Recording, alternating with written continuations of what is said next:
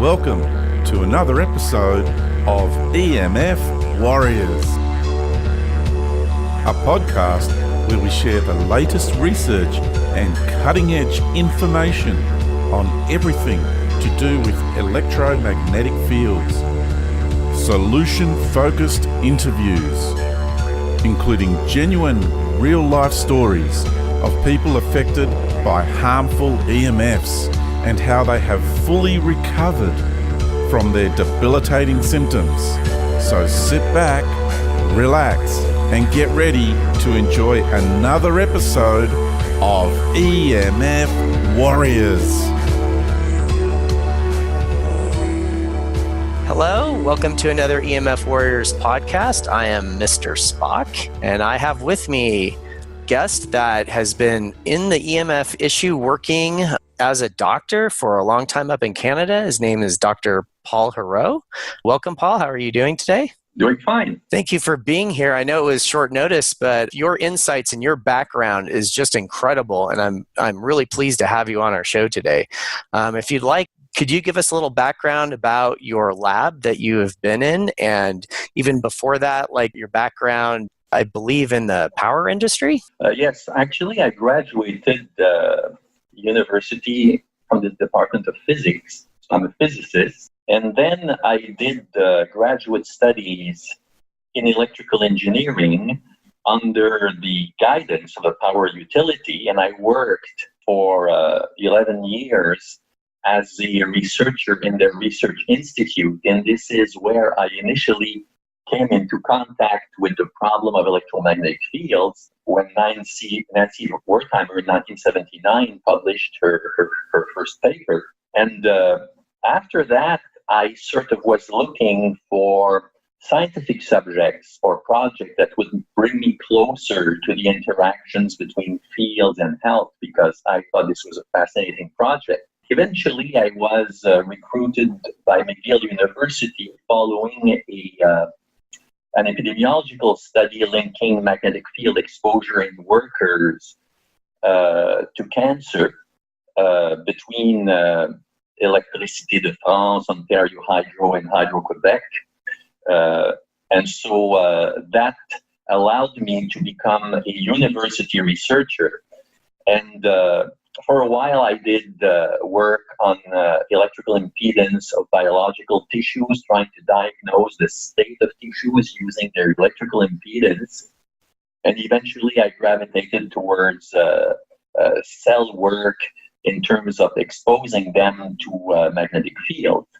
And the most important work I think I did when I was at the Royal Victoria Hospital in Montreal is the work that we did that proved to me that very low levels of magnetic fields in the 20 nanotesla level can alter cell metabolism, and specifically alter the metabolism of mitochondria.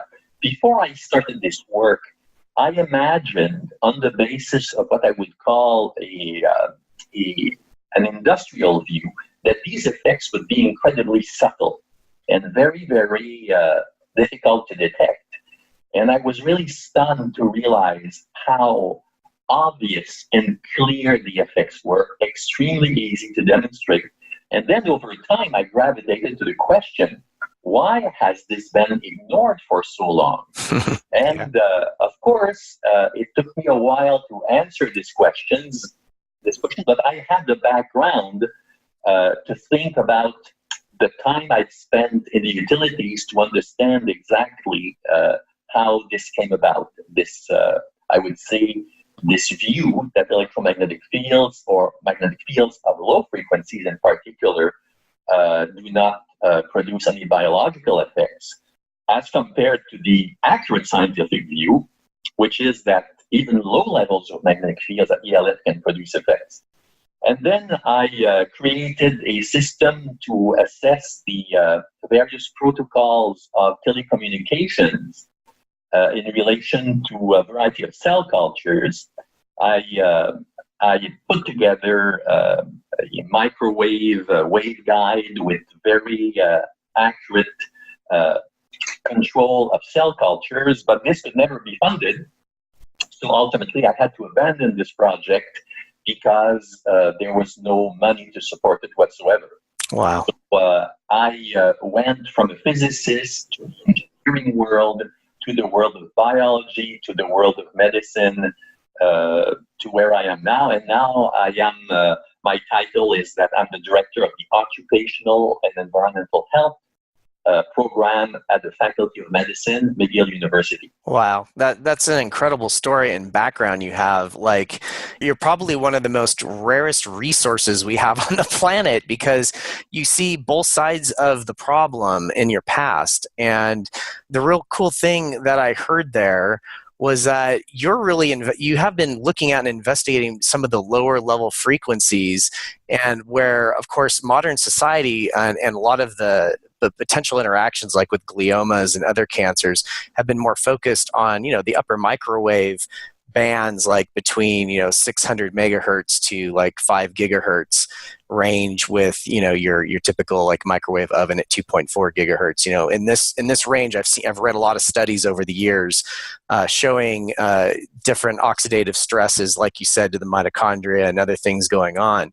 But really, back in Becker's time, when he did a lot of his experiments with regeneration, he was seeing kind of what you're saying, where even these low-level exposures, these lower frequencies, can have an influence. Now, of course, we're more of like DC rather than, all the exposures we get off the power grid are AC. I'm really curious. It leads to the first question of, why are we doing this to ourselves, living in an AC, alternating current environment, when DC potentially does it look to be more safe than AC effects? Yeah, the first remark I have is that the distance between the telecommunication signal and the ELF signals is not as large as people imagine. People imagine that because in one case you mentioned megahertz and gigahertz, and in the other case you mentioned very low frequencies, that these worlds are very, very different. But in fact, both the carrier, the high frequency, and the modulation of the telecommunication signal have distinct effects on health. And the modulation of GSM, for example, is 217 hertz. Mm-hmm. And so it's Ross 80 loved to point this out, that according to the Fourier transform, all of these frequencies are present simultaneously in the signals. They make the recognition of individual effects more complicated. And so I realized that from an engineering point of view, they like to divide, almost erect a barrier between frequency domains. But in fact, in terms of biological effects, they are part of the same world. To the DC, you're aware that Edison and Westinghouse Tesla did not agree at the beginning of the century as to whether DC or AC should be used for electrical distribution. And of course, what won over the situation is that at that time, you could not change voltage level other than using transformers. Right. And so the fact that you had to maintain relatively low voltage levels for DC disqualified it from ever being used in practice. You needed AC to optimize high voltage lines, which means very high voltages and very low currents to cover any substantial distance. And at that time, we did not have the semiconductors that we have now that allow us to transform DC power from one level to another. The way this is done is that you charge two capacitors in series, and then you discharge them in parallel, and you have half the voltage that you have. So with power semiconductors, they're relatively large, and they're very durable. You can do this now using DC. So it is feasible now to think of a complete power network based on DC only. Yeah, that's also a more intelligent, I'm not going to say smart, right? It's more of an intelligent design, because you have like you could have pockets, like little small areas where you're, let's say, using solar power DC, pulling it back into back into DC power distribution in localized clusters. And then you don't have like this reliance on a dam or someplace down the line where it's AC across really large distances. You have it like in localized areas. So I could see that you're absolutely right. Like I'm curious why like neighborhoods haven't even started trying this or working off DC, but I think it's really comes down to the biological impact issue where people don't realize the AC is much of an issue in their worlds unless they're like hypersensitive, have electromagnetic hypersensitivity, or if they're electrosensitive like myself, where, you know, if I stand next to like a circuit breaker box for more than a minute or two, I run the risk of having some of my issues appear in front of me. Yeah. The thing is that transformers are a very neat trick in the sense that they can transform electricity from a voltage current combination to a different voltage current combination with relatively little loss. And everything that we sell and buy is based on this system. So if you were to redesign the power system, you could keep all the lines because there is a way to reuse the three-phase configuration for a DC network. But you would have to change all the equipment. Although we have practically nothing that requires AC, right? Going to DC means that you can plug your device into anything. So how this transformation could be achieved would be a very serious initiative. First, probably, instead of using transformers that are based on a magnetic core and winding, utilities will probably design AC transformers that are based on semiconductors, simply because they are cheaper. And you have to realize that one of the big problems associated with power transformers is their size. They are extremely large units, and if you want to regress a country into the Stone Age, one of the simplest ways of doing it is to bomb their transformers, not to bomb their ICBMs, just bomb their transformers, because the delay for delivery of these monsters is a year and a half.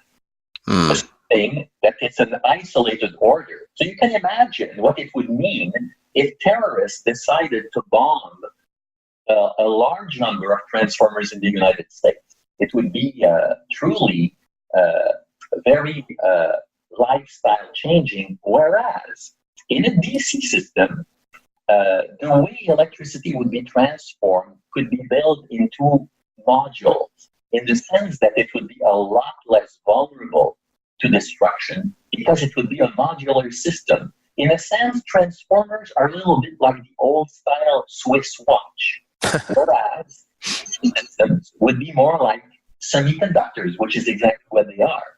So it would be a much more resilient system from a number of points of view. And from the engineering point of view, a DC system has huge advantages because frequency is equal to zero. So if you want to contribute power to the grid from any source or from millions of sources, you only need to synchronize voltage. You don't need to synchronize phase because AC oscillates all the time. So at every point of the design, it's more complex. Even for utilities themselves, you realize that they have to synchronize all of their generators in real time. Otherwise, they generate parasitic currents within their network that will just destabilize it. Yeah, absolutely.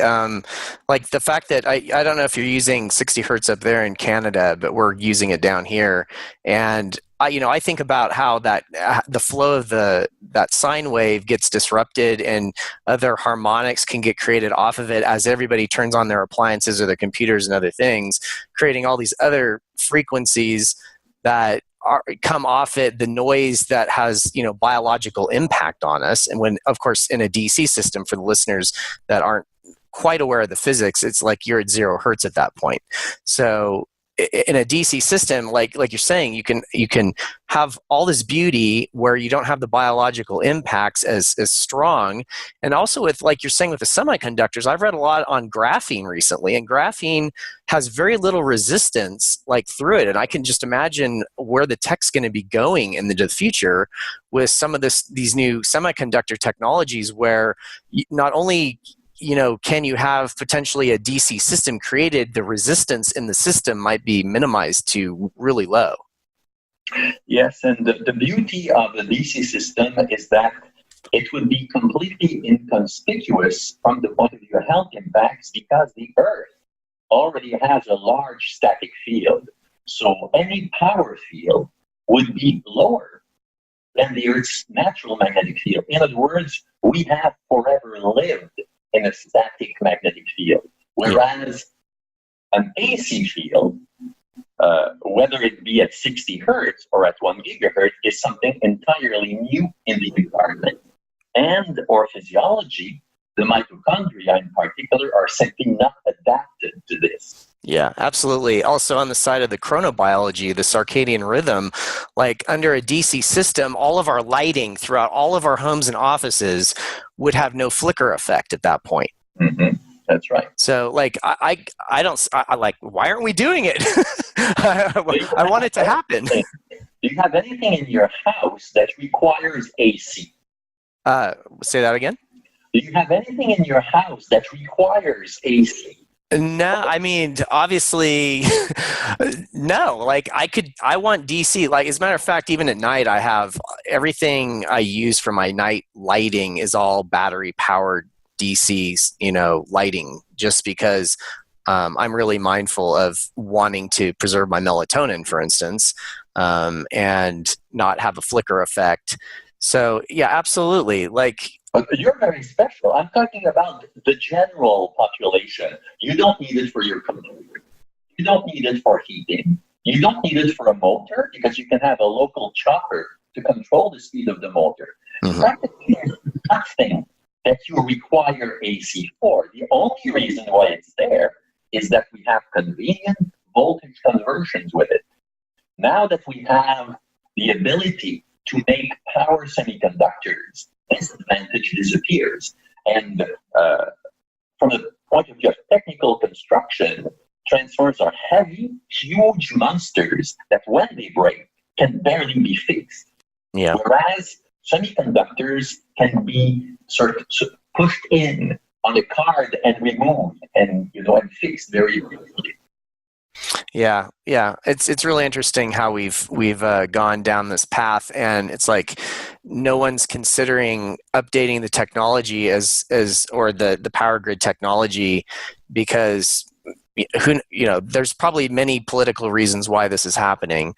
But I really am concerned now with just the proliferation of all of the new technologies using AC. Just our entire power grid uses, all these technologies plugged into it, creating all these crazy frequencies, and the order of magnitude just becomes exponential when you start thinking about how the EM spectrum is being filled out, especially now past like 10 gigahertz. Like, we're going to be living in a world in the next 5-10 years where, if this continues to get completely filled out, humans may start experiencing more electrosensitivity, I think, at faster rates, and people might actually catch on to the fact that really we have been poisoning ourselves to this, around this issue.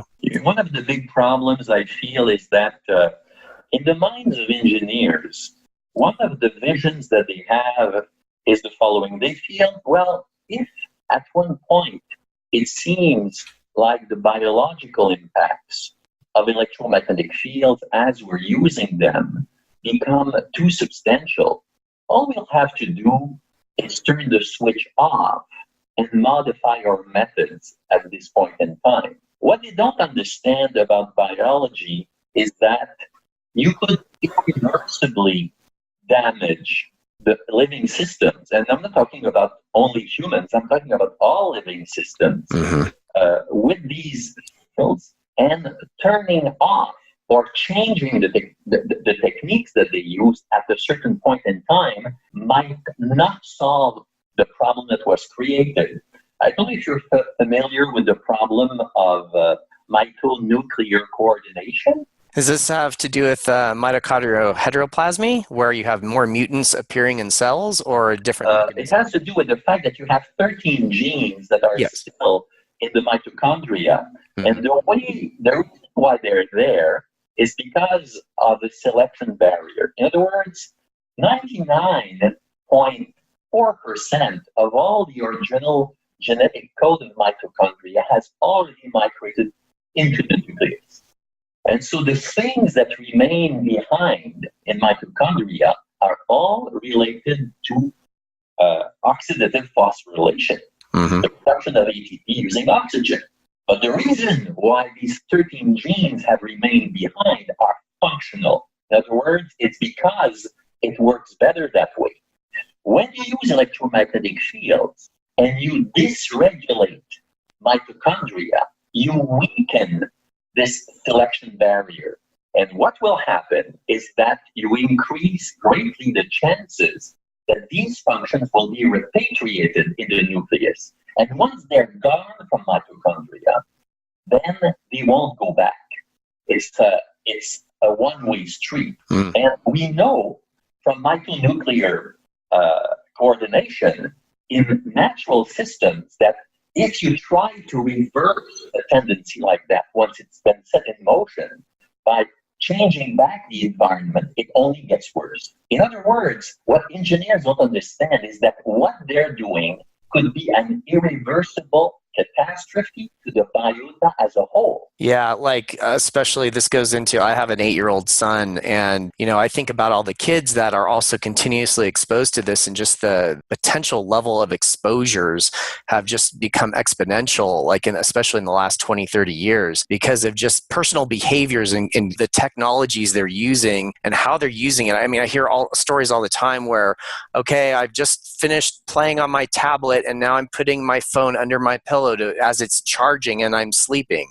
These kind of behaviors are, no one's thinking about any kind of EMF hygiene, because the message isn't out to the public that we are electromagnetic regulators. Like, we are using biophotons and we're using all these processes to signal, for signaling mechanisms, using almost like a substrate of the electromagnetic field within us to make these processes continue to be efficient, and we don't have energy loss happening in the cells. Because over time, you have from my understanding, at the ATPase, at the 5th cytochrome, that spin rate can become diminished or altered, and if it's not producing the ATP as expected, then it kind of starts a cascade of throughout the entire cell at that point, where the cell isn't getting the energy it needs or requires. And then, of course, for survival mechanisms, has to come along and do something about it, which typically means a disease expression. Yes, this management of ATP in the cell is managed by adenosine monophosphate protein kinase.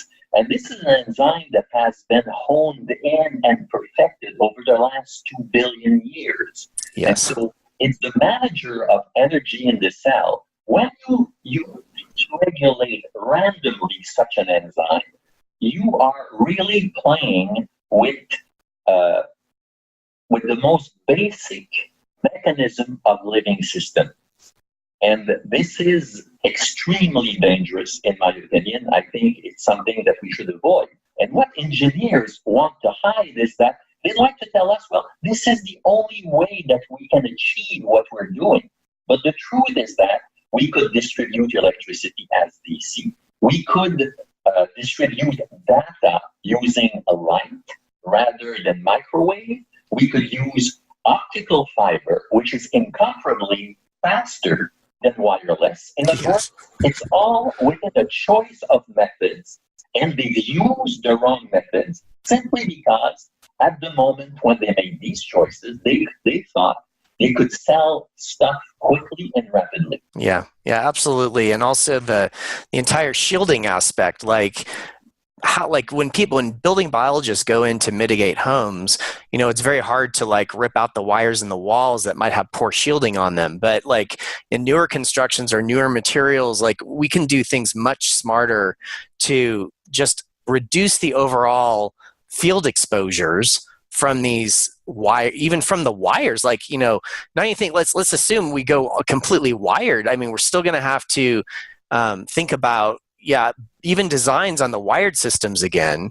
And then, the wireless aspect is just like getting interesting to me here, like as we're moving forward with 5G, because with the beamforming technology, it's like, I almost imagine it's like, throwing up wires in the air, like, 2 or 3 stories up. So if you happen to live in a high rise and you have beamforms coming by you and you happen to live in a place where these things are happening, now you're going to be intersecting some of these new frequencies that are going to exist, in addition to the growing soup of all the other, lower frequencies that are already there on top of it. So it's like, it's kind of an additive issue going on as we're moving forward.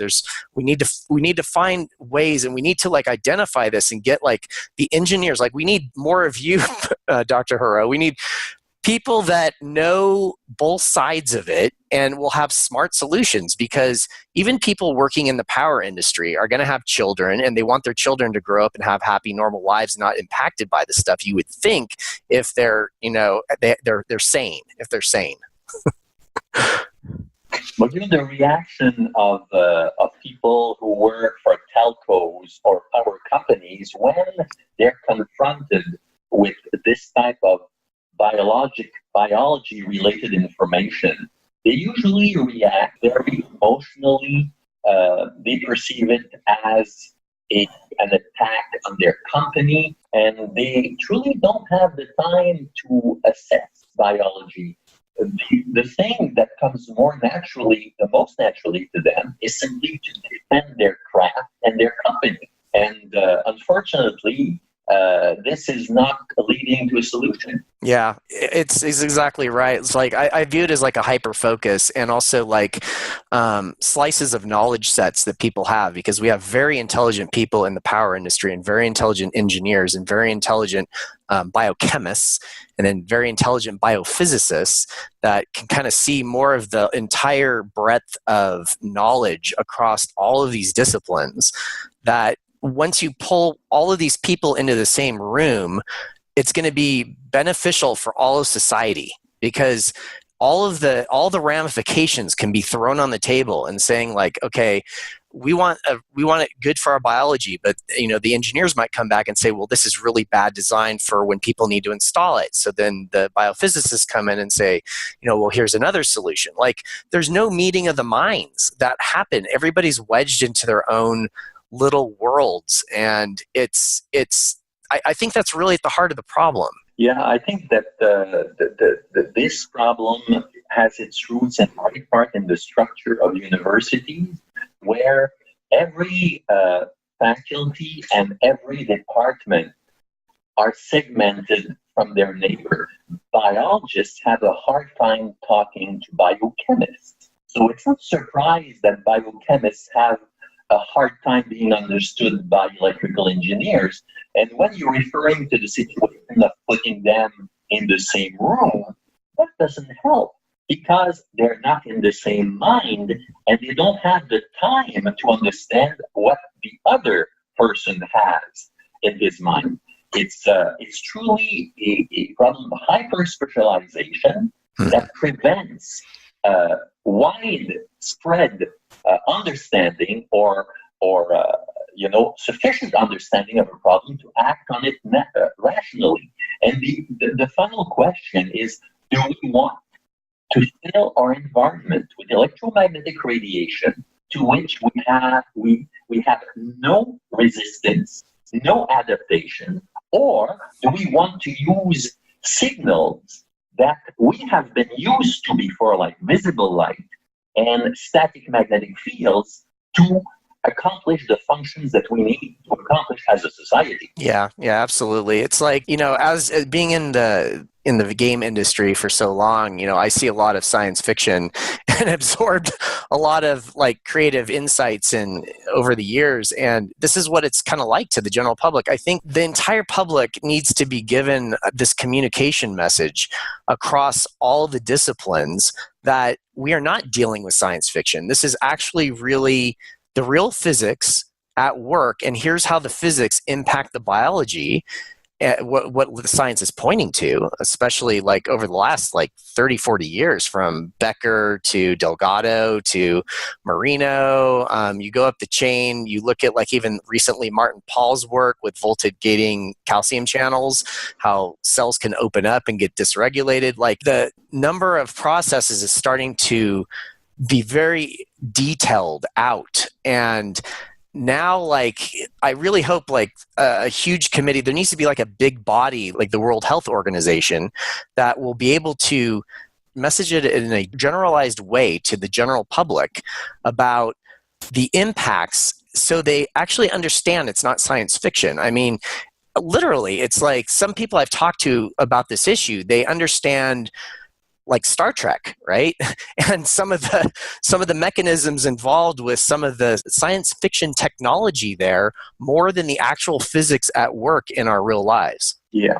The World Health Organization has already stated that all electromagnetic radiation, is potentially carcinogenic. So in a sense, it's probably wondering whether it should go even further, while the whole rest of society seems to be resistant to the idea, and the whole rest of society is resistant to these ideas on promotion by telcos and utilities who have derailed the normal process of science and who have tried to focus people's attention on red herrings like ionizing radiation and heat, while ignoring deliberately and cutting off funding to anybody who focuses on the real mechanism. I know that, after Wertheimer in 1979 published her article linking magnetic fields to childhood leukemia, the actual biological explanations and the physical explanations were found within a few years. In other words, Semikina at the Lomonosov Institute in Moscow said low-frequency magnetic fields alter the transfer of protons in water, or in ATPS. They didn't have any cells to do that. And Saunders at Duke University said these fields disrupt oxidative phosphorylation. So biologists did their job. It's just that the information that they tried to broadcast was simply suppressed by a large number of people who controlled the agenda by their numbers and by their money. So unknown even to these people, it's greed that controlled the outcome. Yeah, like what you said is an experiential thing in my own life, because going through major universities, getting my biology degree, and then working in laboratories, even back in the 90s, I realized to this day I wasn't exposed to exactly what you're saying, like how does the light physics interact in the mitochondria with oxidative phosphorylation? And it was like almost as if I look back on it now, this information was withheld from me. And I see this now. I go and I look at different curriculums around at different universities at this time, or even in high school, even for people. And this stuff is like not taught, even though it exists in the scientific literature.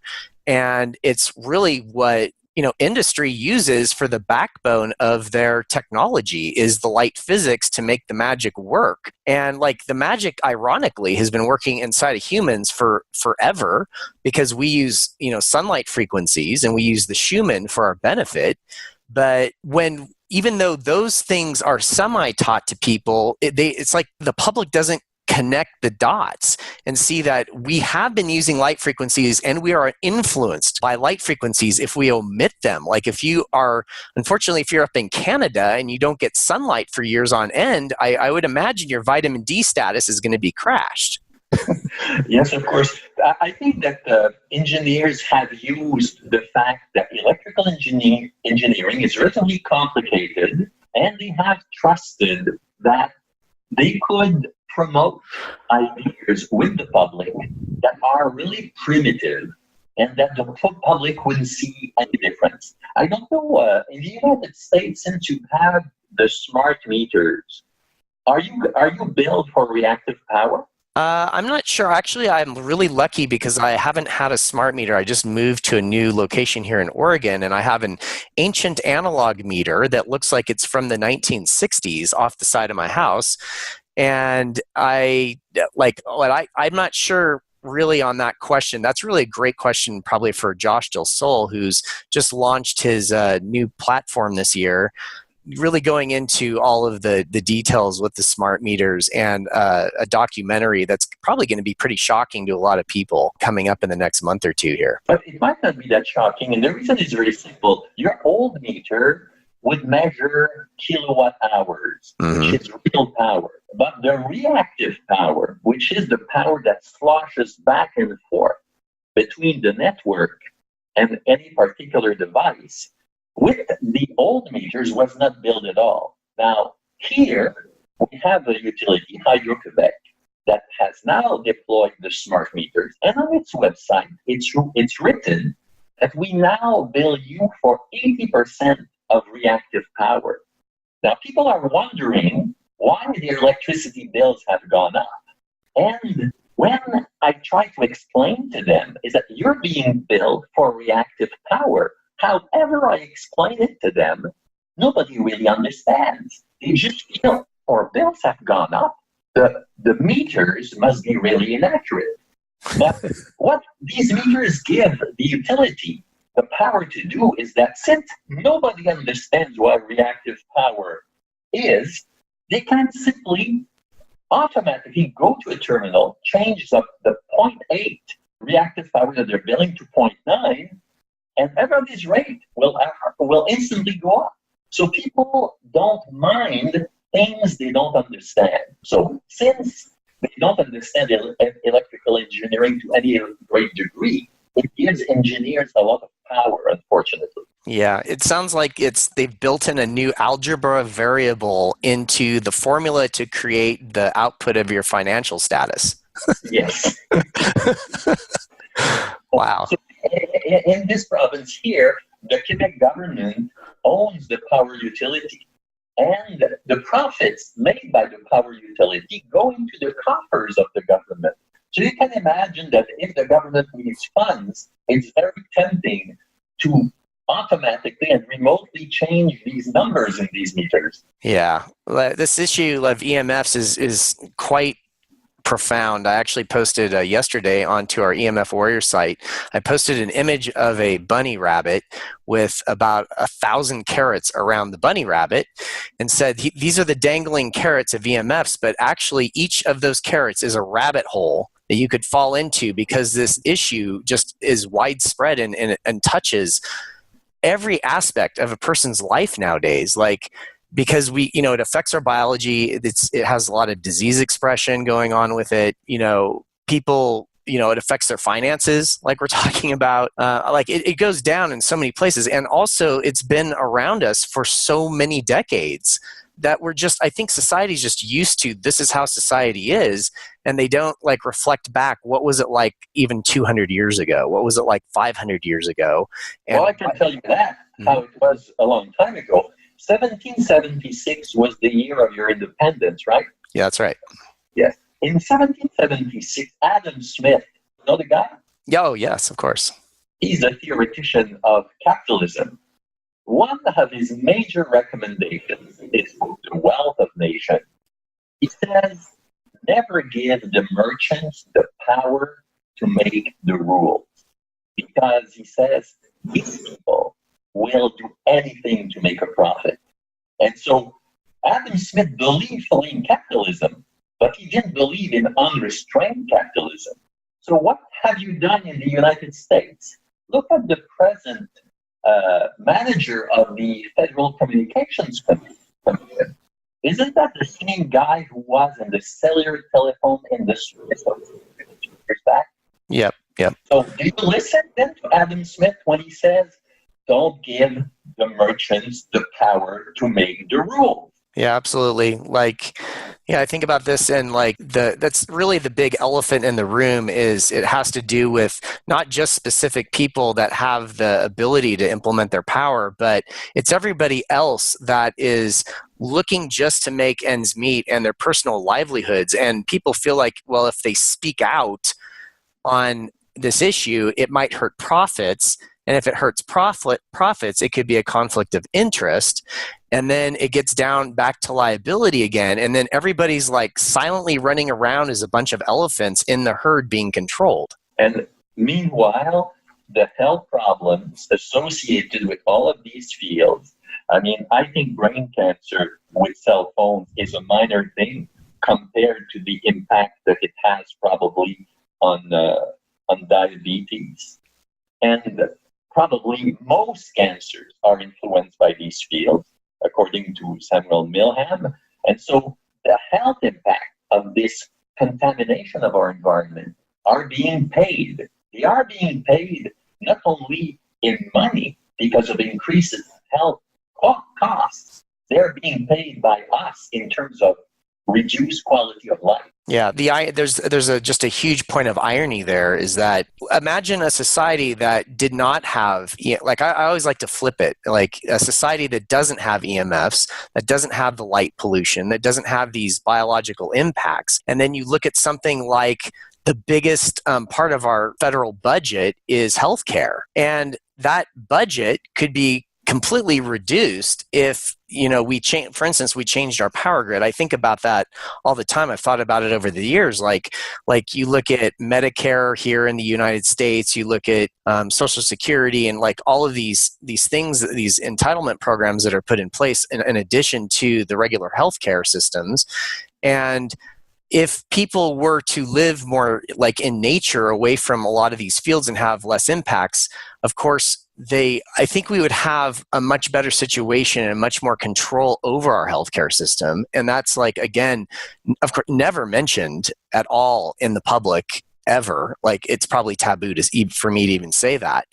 But it's really the solutions we need moving forward if we want the next generation not to bear the burden of, all the past financial problems created in part from this issue, not in full, but EMFs, in my opinion, if this is true and these diseases take typically decades to manifest, I view it like cigarette smoking, like we're unknowingly smoking cigarettes because the forces are invisible, but we're still smoking it at specific particular rates per individual that they have no idea about in their own lives unless they have meters to measure, or if they potentially, like myself, I'm electrosensitive, and that gives me an advantage, a weird advantage, because I'll know when I'm actually in a stronger electromagnetic field, and maybe that is helping me, like because I will purposely put myself outside of those fields when I can. And so I guess that if you look at it from the point of view of industry, they're probably thinking, well, people smoke and they know the risks. Why don't they accept the risks associated with our useful service while smoking, has no redeeming value whatsoever, really? Yeah, that's exactly right. Like, I think it comes down to like, if a person knowingly, like, if they were to admit that and know that there are risks with the power grid, there are risks with using your phone, then it will come down to, well, it's like cigarette smoking. If I'm going to expose myself to them, sure, I want, life is about risk. But if I had no idea I was even put in that situation of the risk in the first place, it's liability at that point. And I don't think they're ever going to want to do anything to admit any liability, because who would, right? I mean, that first person that admits liability is going to be the biggest target, and then all the other competitors won't be, have as much liability potentially at that point, unless the entire public, asks and demands that everybody try to resolve this issue in a logical adult way, because we're here, we're living in it. This is modern society, but no one seems to ever want to address this except for like people that will go against the grain and try to bring it up and try to voice it. And that's why you don't ever see these reports in newspapers, because the newspapers are sometimes could be an extension or arm of other companies. Like everybody's like in bed with everyone else. But like ultimately, I always want to do what's right for society and for humanity. And since we have smart designs and smart tech that we can implement, we could go ahead and do this now. And it could actually be a boon for industry. It could actually be a bonus for industry to start going with smart tech in all cases. Like I'm wondering to this day why we don't have hardware that has different light physics built into it, where the hardware itself, like I look at my monitor, why it won't at certain times of the day filter out blue light or other frequencies the body doesn't expect.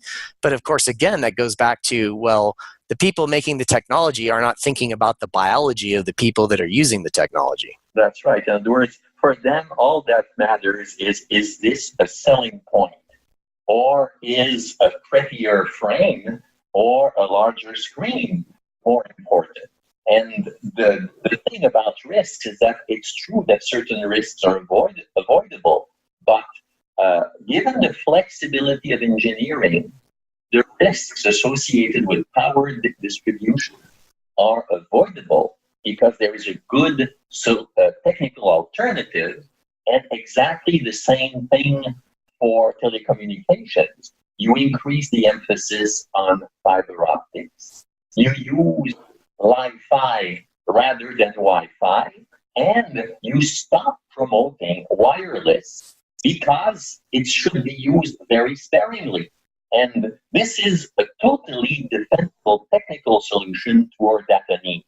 But industry doesn't want to be directed by anything that comes out of biology. Yeah, and it makes sense that like they wouldn't be thinking about it, but at the same time, like at some point they're going to have to ponder what this is going to mean for this generation and the next generation. I mean, we're already seeing like just a myriad of studies with all kinds of biological intersections on fertility rates, on, you know, hitting the ova in women and the sperm in men. And we know just by what we see out there and people with their behaviors, it's going to like now that the behaviors are established, it's going to be even harder to get this issue, I think, into the mainstream, because people will think that, oh, wait, you're trying to control me. I want to put the cell phone to my head, or I want to like carry this around and text people whenever I want.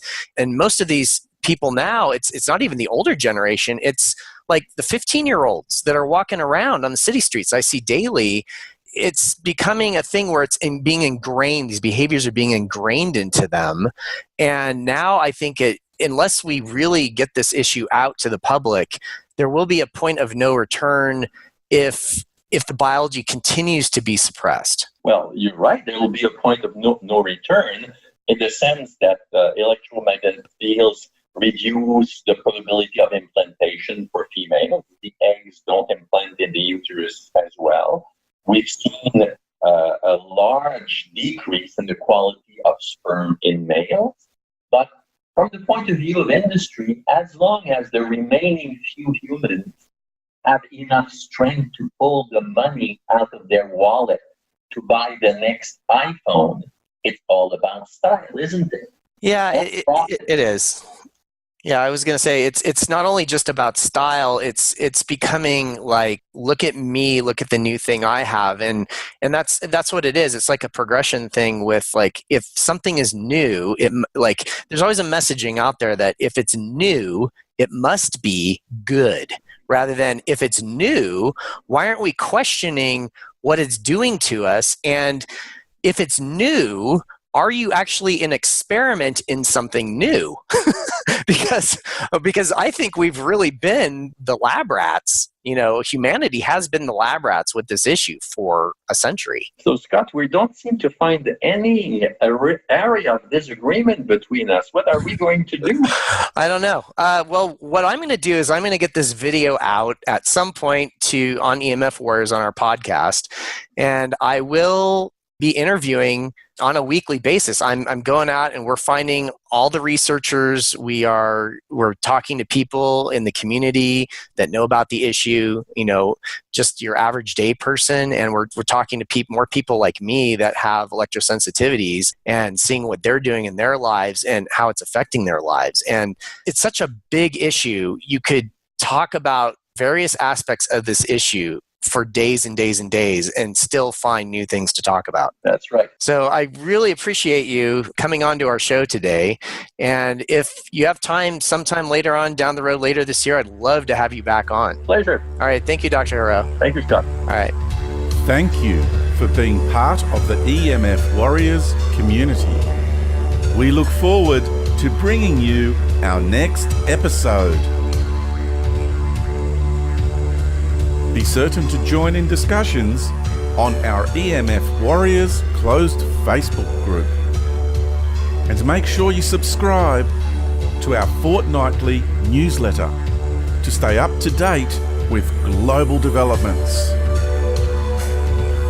If you would like to learn more about us, go to emfwarriors.com, where we have curated an amazing library of free information, resources, and solutions to your most pressing EMF concerns and needs. Because together, we can make a real difference.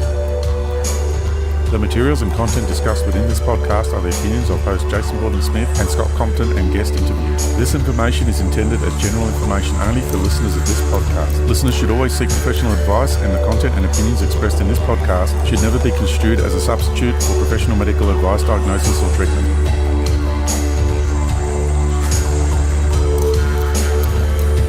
EMF Warriors.